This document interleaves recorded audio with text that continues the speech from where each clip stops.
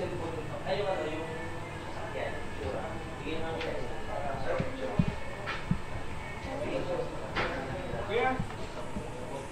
bracket set.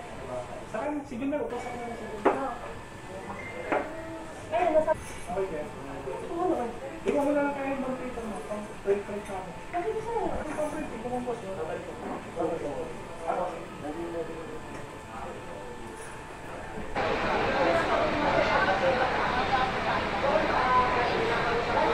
Sumakay ako sa kanya ng taxi Taguig going to my location. Pero pagsakay ko ng taxi, sabi niya sa akin is hindi niya alam yung location nung ida-drop off niya sa akin. So dahil panatag ako, dahil parang wala akong idea na may mga ganitong modus dito sa Manila. I'm living the province, so hindi ko alam yung nangyayari dito sa Manila. Binigay ko yung, sinearch ko yung location ng hotel, pinakita ko sa kanya. Then, pagkabigay ko sa kanya ng phone, pagkahawak ko ng phone, pinakita ko sa kanya, sabi niya, ma'am, pahawak ng phone, patingin po. Then, kinuha niya yung phone ko, nilagay niya sa harap ng taxi, sa lagayan ng phone. Then, sabi niya, okay ma'am, sabi niya, on the way, nagsabi ako sa kanya, sir, ay kuya, pwede ba na on the way makapag-stop tayo? Need ko mag-toilet, need ko mag-CR. Ang sabi niya, sige ma'am, okay.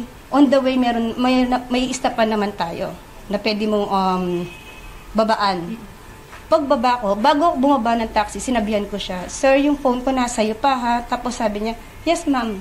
Then pagbaba ko, hinarurot niya yung taxi niya. Base po sa ating biktima din po, yung bangko niya po ay nag-message din sa kanya na may nailipat na pera doon sa kanyang mobile banking. So from sa mobile banking niya, nag-register po yung pera na nai-transfer po doon sa isang account din po. How much? Nasa mga 3,000 sir. Ma'am, yung nasabi po ng ating...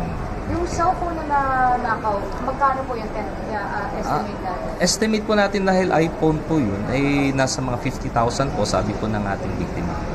Nasa 50,000, which is hindi na po na-recover sa kanya yung cellphone. Paano po na-arresto ng PNP yung suspect natin? So after po nun ma'am, nung iniwan na po siya nung suspect natin, so ang ginawa po ng biktima natin, nanghingi po siya ng tulong, and fortunately po, dahil po sa pinaigting nating presensya ng ating kapulisan sa field, sa komunidad, lalo dyan sa BGC natin, sa BGC Taguig City, nakahingi po kaagad siya ng tulong sa ating kapulisan. And ang ginawa po nating kapulisan, inalalayan po siya, tinulungan po, then nag-ikot po sila sa BGC, baka mahabol pa po yung suspect. And fortunately po, yung suspect po ay tumigil sa isang area sa BGC wherein positive po na naituro ng biktima natin na siya yung taxi driver. And then doon na po nag-inflict ng arrest yung ating mga kapulisan.